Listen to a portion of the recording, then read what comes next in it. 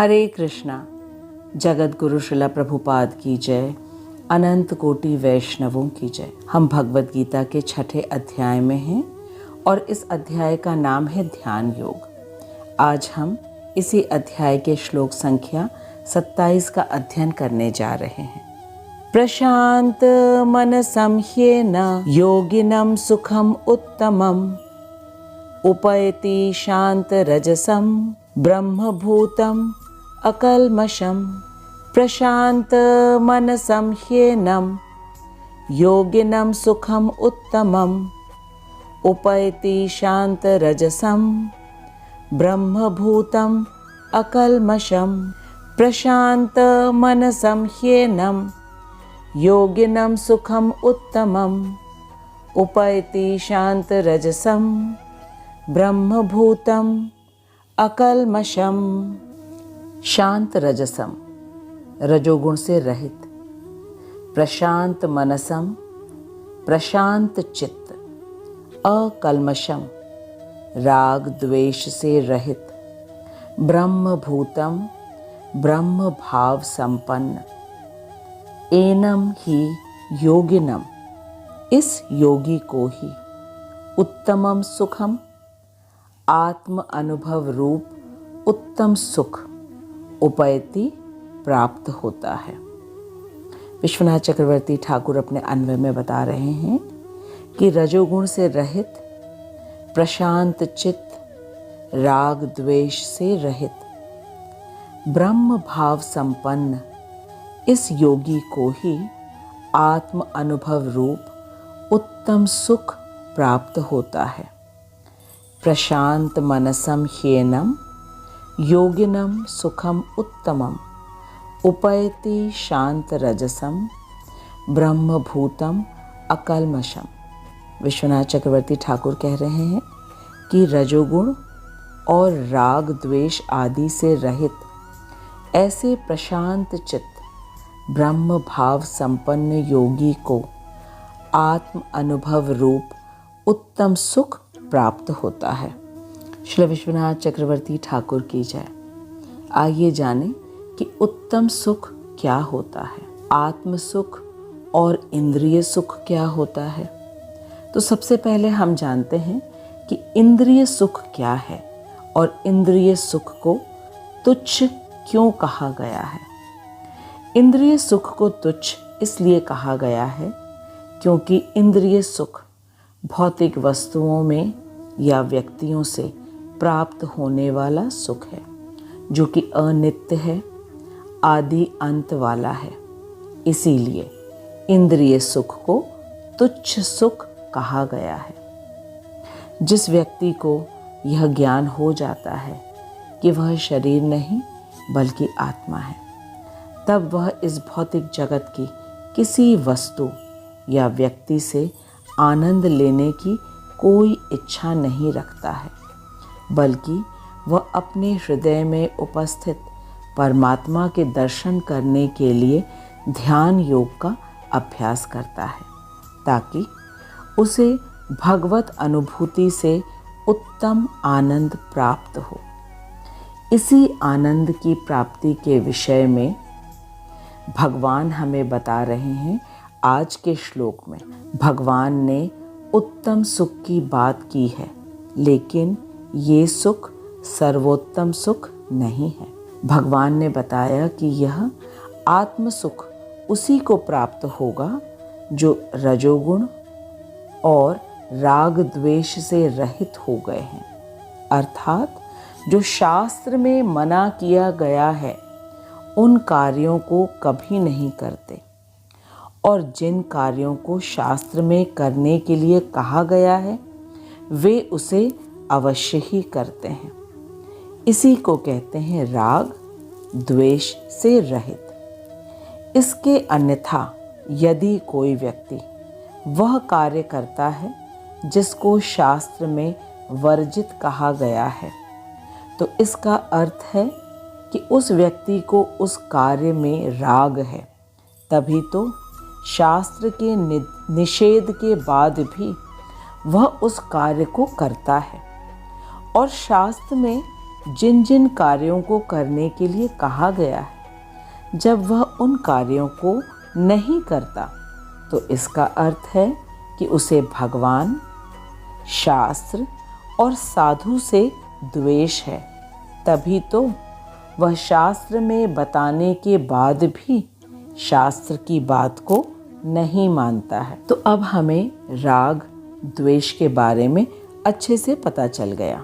आज के श्लोक में भगवान ने बताया है कि जो व्यक्ति रजोगुण तथा राग द्वेष से रहित है वह आत्म सुख प्राप्त करता है। इसका अर्थ यह है कि शास्त्र द्वारा बताए गए प्रत्येक कार्य को करता है और शास्त्र वर्जित किसी कार्य को वह नहीं करता है। इसी को कहते हैं राग द्वेष से रहित। और रजोगुण से रहित का अर्थ है कि वह इस भौतिक जगत की किसी भी वस्तु या व्यक्ति के प्रति आकर्षित नहीं होता है इंद्रिय तृप्ति के लिए। ऐसे ही व्यक्ति को आत्म सुख की प्राप्ति होती है। इस आत्म सुख के विषय में हमने श्लोक संख्या 20 से 23 में जाना है। इस आत्म सुख की अवस्था में योगी योग अभ्यास के द्वारा संयमित चित्त कर समस्त भौतिक विषयों से विरक्त हो जाता है और आत्मा के द्वारा ही अपने हृदय में विराजमान परमात्मा का दर्शन करते करते आत्मा में ही तुष्ट होते हैं। और योगी जब इस अवस्था पर स्थित हो जाता है तब वह बुद्धि द्वारा ग्रहणीय इंद्रियातीत नित्य सुख का अनुभव करते हैं और एक बार इस अवस्था में स्थित होकर फिर वह अपने स्वरूप से बिल्कुल भी भ्रष्ट नहीं होता है।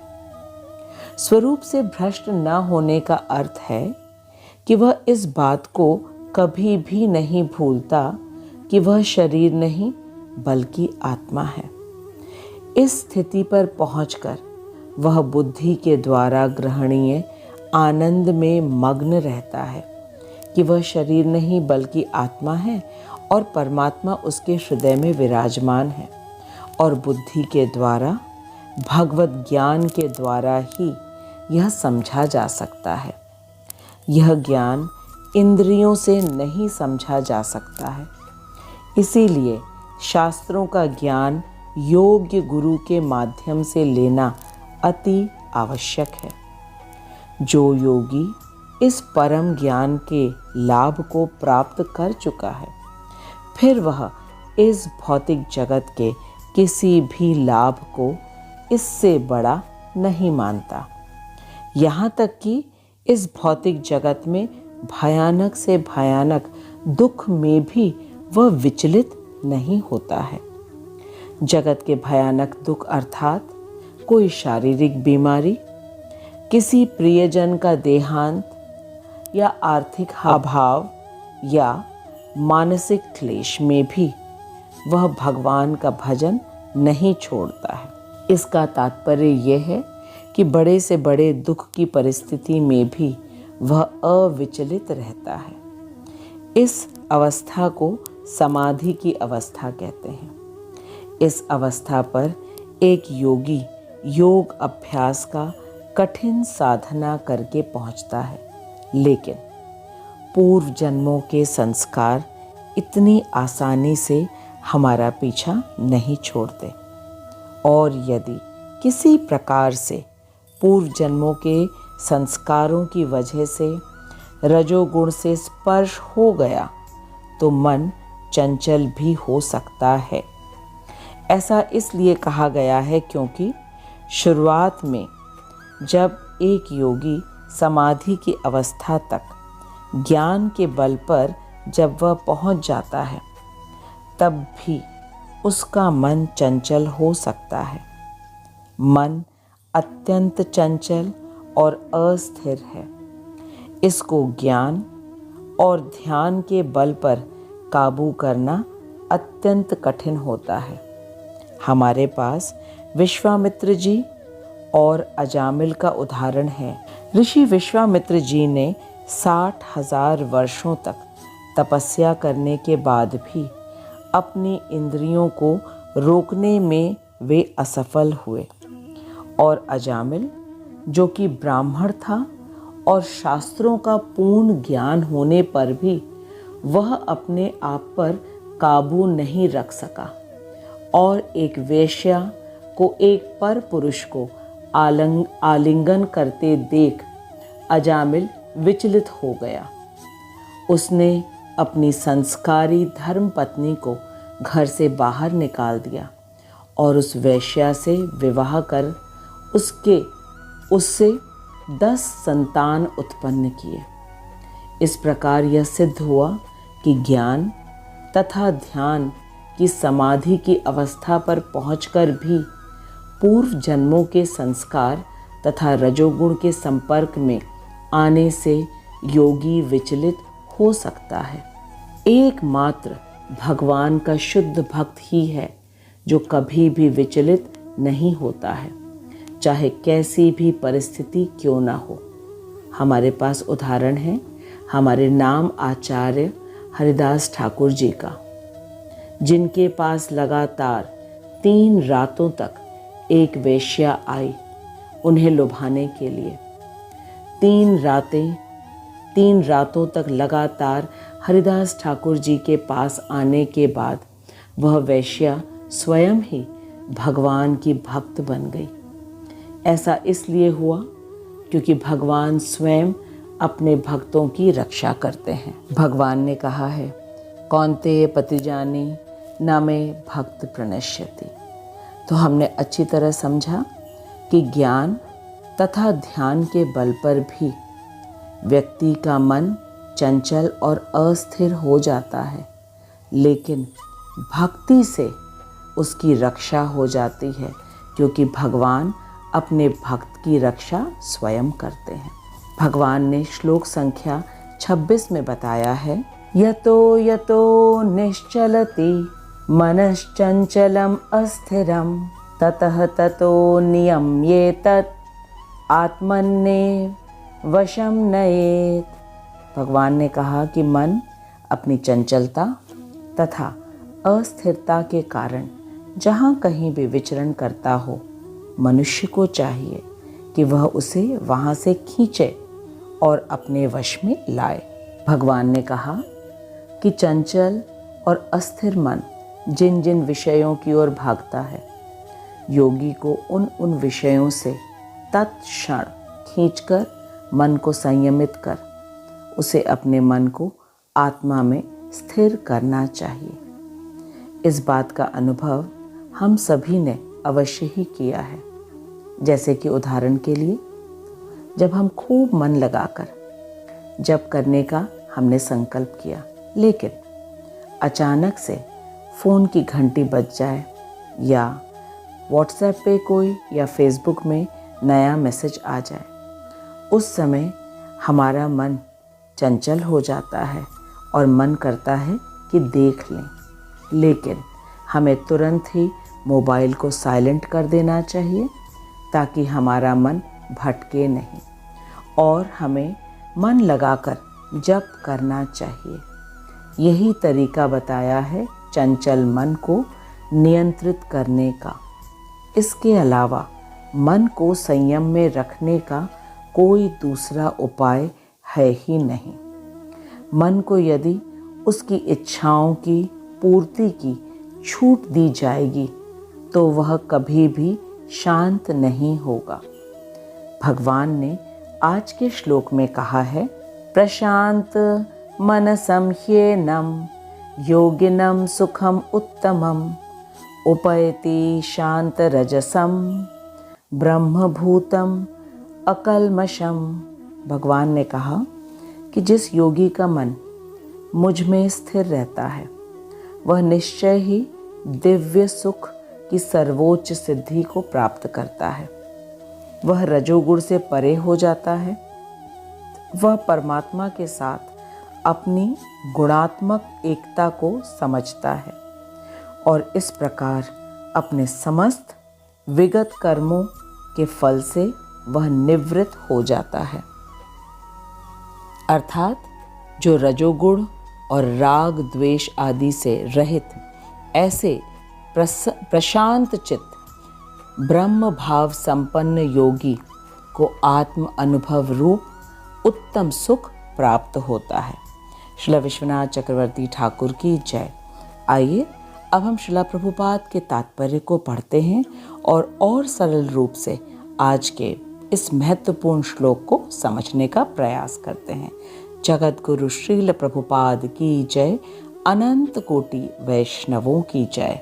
पाद हमें अपने तात्पर्य में बता रहे हैं कि ब्रह्मभूत वह अवस्था है जिसमें व्यक्ति समस्त भौतिक कल्मशों से मुक्त होकर भगवान की दिव्य सेवा में स्थित हो जाता है। भौतिक कल्मश का अर्थ है राग द्वेष से प्रेरित होकर कार्य करना। भौतिक जगत में 4 प्रकार के विषय होते हैं जिसमें मनुष्य मुख्य रूप से आकर्षित होते हैं, और वह 4 विषय हैं आहार, निद्रा, भय तथा मैथुन। शास्त्र में हमें युक्त मात्रा में कृष्ण प्रसाद ग्रहण करने की अनुमति अवश्य दी है, लेकिन यदि हमें मनपसंद भोजन मिल जाए और यदि हम ज़्यादा खा लें तो यह शास्त्र के विरुद्ध है। उसी प्रकार युक्त मात्रा में निद्रा का भी प्राविधान है। प्रत्येक दिन 6 घंटे सोने का प्राविधान है, लेकिन यदि कोई इससे ज़्यादा सोए तो यह शास्त्र के विरुद्ध है। फिर सभी को किसी न किसी चीज़ का भय अवश्य ही लगा रहता है। किसी को ये भय होता है कि कहीं मेरा धन न समाप्त हो जाए, तो किसी को ये भय होता है कि मेरी तबीयत न खराब हो जाए, या किसी को अपनों की मृत्यु का भय लगा रहता है। सभी को लगभग किसी न किसी प्रकार का भय अवश्य ही रहता है। और चौथा विषय है स्त्री संग का। तो शास्त्र में स्त्री संग की भी अनुमति दी गई है संतान उत्पत्ति के लिए, लेकिन संतान उत्पत्ति के अलावा यदि स्त्री संग किया जाए तो वह इंद्रिय तृप्ति में कहा जाएगा। शास्त्र में इन 4 विषयों के लिए नियम दिया गया है, और जो व्यक्ति इन नियमों का पालन करते हैं वे भौतिक कल्मश से नहीं बंधते, और जो शास्त्र की आज्ञा की अवहेलना करते हैं इसका अर्थ है कि उन्हें शास्त्र से और भगवान से द्वेष है। ऐसे व्यक्ति भगवान का कहा नहीं मानते, और यदि कोई उन्हें समझाता है तो वे उसकी बात भी नहीं मानते। ऐसे व्यक्तियों को भगवान से प्रेम नहीं होता है, और जो भगवान की बात बताते हैं उनसे भी प्रेम नहीं है। तभी तो वे शास्त्र की कही बातों को नहीं मानते। और जो शास्त्र का शासन नहीं मानता, इसका अर्थ है कि उसका मन अस्थिर है और चंचल है। भगवान ने आज के श्लोक में कहा है कि जिस योगी का मन मुझ में का अर्थ है भगवान पर स्थिर रहता है, वह निश्चय ही दिव्य सुख की सर्वोच्च सिद्धि को प्राप्त करता है। श्रील प्रभुपाद कह रहे हैं कि इस दिव्य सुख के आनंद की अनुभूति तभी हो सकती है जब हम अम्बरीश महाराज के चरण चिन्हों का अनुसरण करेंगे। अम्बरीश ने अपना मन भगवान कृष्ण के चरणार विंदों पर स्थित कर दिया। सवै मनः कृष्ण पदार विंदयो। उन्होंने अपनी वाणी भगवान के धाम की चर्चा करने में लगा दी। झांसी वैकुंठ गुराण वर्णने। अपने कानों को भगवान की लीलाओं को सुनने में लगा दिया। करो हरेर मंदिर मार्जनादीशु। और उन्होंने अपने हाथों को भगवान का मंदिर साफ करने में, अपनी आँखों को भगवान का स्वरूप देखने के लिए। श्रुतिम चकार अच्युत सत्कथोदय। अपने शरीर को भक्त के शरीर का स्पर्श करने में मुकुंद लिंगाय दर्शने दृशो। अपनी नाक को भगवान के चरणार विंदों पर भेंट किए गए फूलों की गंध सूंघने में। घ्राणम च तत्पाद सरोज सौरभे। अपनी जीभ को उन्हें अर्पित तुलसी दलों का आस्वादन करने में। श्रीमत तुलस्या रसनाम तदर्पिते। अपने पांवों को जहाँ जहाँ भगवान के मंदिर हैं उन स्थानों की यात्रा करने में। पादौ हरेर क्षेत्र क्षेत्र पदान सर्पणे। अपने सिर को भगवान को नमस्कार करने में। शिरो ऋषिकेश पद अभिवंदने। तथा अपनी इच्छाओं को भगवान की इच्छाओं को पूरा करने में लगा दिया। कामम च दास्ये न तो काम कामया। और इन गुणों के कारण वे भगवान के मत पर भक्त बनने के योग्य बन गए। यशोत्तम श्लोक जनाश्रयाः रति। इस प्रकार राजा अम्बरीश ने अपनी मन, इंद्रियां, बुद्धि सब कुछ भगवान की सेवा में लगा दिया। प्रभुपाद हमें कहते हैं कि जब कोई अम्बरीश महाराज की तरह प्रत्येक इंद्रिय, मन तथा बुद्धि को भगवान की सेवा में लगा देगा, तब वह ब्रह्मभूत की अवस्था पर स्थित हो जाता है। प्रभुपाद ने कहा कि जब कोई व्यक्ति अम्बरीश महाराज की तरह अपनी प्रत्येक इंद्रियां, मन तथा बुद्धि को भगवान की प्रेममयी सेवा में लगा देगा, तब वह निश्चित रूप से ब्रह्मभूत की अवस्था पर स्थित हो जाता है। ब्रह्मभूत की अवस्था पर स्थित होने का तात्पर्य है, भगवान ने 18वें अध्याय के श्लोक संख्या 54 में कहा है, ब्रह्मभूतः प्रसन्नात्मा न शोचति न कांक्षति समः सर्वेषु भूतेषु मद्भक्तिम लभते पराम। भगवान ने कहा कि इस प्रकार जो दिव्य पद पर स्थित होता है वह तुरंत ही परम ब्रह्म का अनुभव करता है और पूर्णतया प्रसन्न हो जाता है।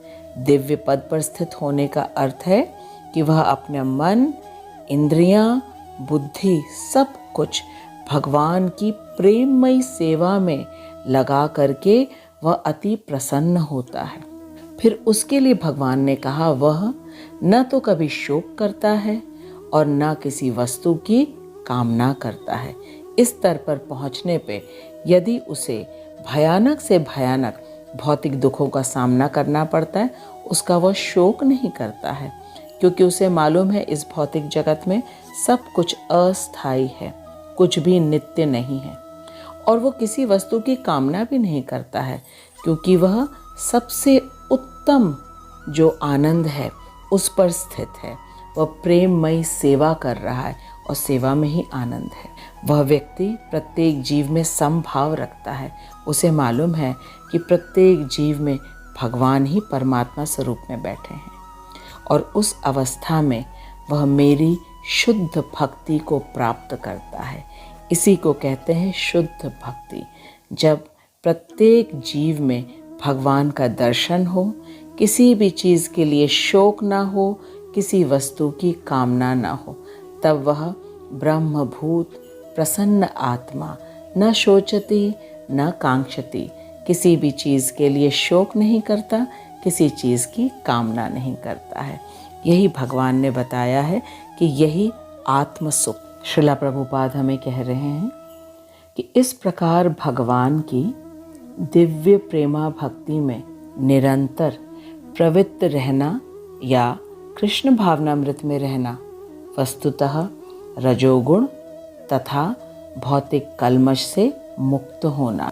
प्रभुपाद कहते हैं कि जब प्रेम भक्ति में दिव्य आनंद का अनुभव होता है, तब निम्न भौतिक आनंद अपने आप ही छूट जाता है। लेकिन इस स्तर तक पहुंचने के लिए हमें शुरू में अपने मन को कड़े नियंत्रण में रखना चाहिए। जैसे कि 16 माला का हरे कृष्ण महामंत्र का जप अवश्य करना चाहिए। केवल प्रसाद ही ग्रहण करना चाहिए। प्रजल्प बिल्कुल नहीं करना चाहिए। प्रजल्प का अर्थ है कृष्ण गुणगान कथा कीर्तन के अलावा कुछ भी नहीं बोलना चाहिए। शुरू में ये सब थोड़ा कठिन अवश्य लगेगा, लेकिन आरंभ से ही यदि मन को भौतिक इच्छाओं की पूर्ति में नहीं लगाया जाएगा, तब मन धीरे धीरे कृष्ण भावनामृत कार्यों में अवश्य ही लग जाएगा। जैसा कि यदि किसी बच्चे की बेकार की फरमाइशें माता पिता पूरी ना करें, तो धीरे धीरे बच्चा समझ जाएगा कि मेरी सारी इच्छाएं पूरी नहीं की जाएंगी। और शैशव काल से ही बच्चों को कृष्ण भावनामृत कार्यों में संलग्न किया जाना चाहिए, तो उनका मन धीरे धीरे संयमित हो जाएगा। इसी तरह चंचल और अस्थिर मन को वश में किया जा सकता है। श्रीला प्रभुपाद हमसे कह रहे हैं कि हमें मन को केवल रोकना नहीं है भौतिक विषयों से, बल्कि मन को कृष्ण की प्रेममयी सेवा में लगाना है। तब मन नियंत्रण में आएगा। प्रभुपाद जी कहते हैं कि मन के पहले इंद्रियों को जबरदस्ती कृष्ण की सेवा में लगाना चाहिए, जैसे कि हरे कृष्ण महामंत्र का जप करने के लिए भले ही मन लगे या ना लगे, लेकिन जोर जोर से प्रतिदिन 16 माला का जप अवश्य करना चाहिए। शुरू में 2 या 3 माला से शुरू कर सकते हैं और फिर धीरे धीरे माला की संख्या को बढ़ाना चाहिए। मन लगे या ना लगे, गुरु आज्ञा जानकर 16 माला का जप अवश्य करना चाहिए। और धीरे धीरे माला करते करते समस्त हृदय का कल्मश दूर हो जाएगा। जब समस्त हृदय का कल्मश दूर हो जाएगा, तब वह व्यक्ति ब्रह्मभूत प्रसन्न आत्मा न शोचती न कांक्षती के स्तर तक पहुंच जाएगा। इसी अवस्था को कहते हैं कि समस्त भौतिक कल्मशों से मुक्ति। जगत गुरु श्रीला प्रभुपाद की जय। श्रीला प्रभुपाद हमें सबसे सरल विधि बता रहे हैं मन को नियंत्रण में रखने का। प्रभुपाद कहते हैं कि तुमको केवल नाम जप करना है और सुनना है, बस इतना ही। आपको अपनी जीभ और सुनी हुई ध्वनि से जप करना है, बस इतना ही। इसमें मन का कोई प्रश्न ही नहीं है, लेकिन ऐसा करने से मन अवश्य ही नियंत्रण में आ जाएगा। श्रीला प्रभुपाद हमें चैतन्य चरितामृत से बता रहे हैं, भगवान कृष्ण और उनके पवित्र नाम एक समान हैं, इनमें कोई अंतर नहीं है। नरोत्तम दास ठाकुर ने पुष्टि की है कि भगवान का पवित्र नाम इस भौतिक जगत की ध्वनि से बिल्कुल भिन्न है। यह आध्यात्मिक जगत से आयात है। गोलोकेर प्रेम धन हरिनाम संकीर्तन, हरिनाम संकीर्तन की दिव्य ध्वनि आध्यात्मिक जगत से आयात है। प्रभुपाद हमें हरिनाम की कितनी महिमा बता रहे हैं। श्रीला प्रभुपाद कह रहे हैं, कली काले नाम रूपे कृष्ण अवतार, अर्थात कलयुग में भगवान का पवित्र नाम हरे कृष्ण महामंत्र भगवान कृष्ण का अवतार है। नाम होते होय सर्व जगत निस्तार। प्रभुपाद जी हमसे कह रहे हैं कि केवल भगवान के पवित्र नाम का जप करने से व्यक्ति सीधे भगवान से जुड़ जाता है। कोई ऐसा करता है, उसका उद्धार अवश्य ही होता है। भगवान तो हमें इंद्रिय और मन को स्थिर करने की बात करते हैं, जो कि कितना कठिन है, लेकिन हमारे वैष्णव गुरु हमें सबसे सरल उपाय बताते हैं इंद्रिय और मन को संयम में रखने का। भगवान से जुड़ना ही मनुष्य जीवन का परम लक्ष्य है। भगवान के साथ अपना संबंध जानकर उनकी प्रेम पूर्वक सेवा करना ही एकमात्र मनुष्य का परम लक्ष्य है। जब व्यक्ति भगवान की सेवा में लग जाता है तो उसे उत्तम रस की अनुभूति होती है, जिससे कि निम्न रस अपने आप फीका लगने लगता है। निम्न का अर्थ है इस भौतिक जगत का तुच्छ अस्थायी सुख। इस लक्ष्य को प्राप्त करने का सरलतम उपाय हमारे गुरु आचार्य बताते हैं। श्रील प्रभुपाद के हृदय में लाखों करोड़ों माताओं का वात्सल्य है, तभी तो वे इस पूरे जगत के कल्याण के लिए 70 वर्ष की वृद्ध आयु में मात्र 40 रुपए लेकर एक मालवाहक जहाज से अमेरिका गए और पूरे विश्व को कृष्ण नाम का प्रसाद दिया। श्रील प्रभुपाद जी ने पूरे विश्व में 108 मंदिर बनवाए, राधा कृष्ण के भव्य मंदिर, और वो भी मात्र 11 वर्षों की छोटी सी अवधि में। ऐसे हैं हमारे गुरुदेव। जगत गुरु श्रील प्रभुपाद की जय, अनंत कोटि वैष्णवों की जय।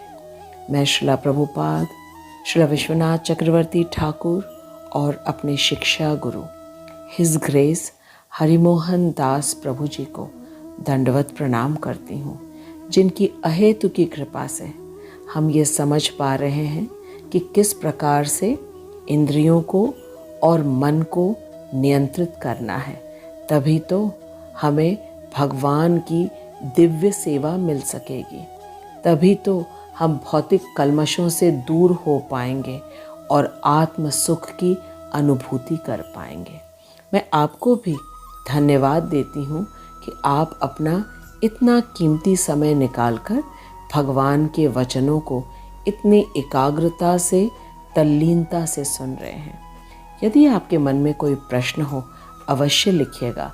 मैं श्रील प्रभुपाद की अहेतु की कृपा से आपके प्रश्नों के उत्तर देने का अवश्य प्रयास करूंगी। अब हम अगले सप्ताह मिलेंगे, तब तक आप खूब प्रेम पूर्वक हरे कृष्ण महामंत्र का जप करिए। इस वीडियो को खूब देखिए और अन्यों के साथ भी शेयर करिए, क्योंकि इसी प्रकार से हम अपने मनुष्य जीवन का सर्वोच्च लक्ष्य की प्राप्ति कर सकेंगे। जगत गुरु श्रील प्रभुपाद की जय, अनंत कोटि वैष्णवों की जय। हरे कृष्णा।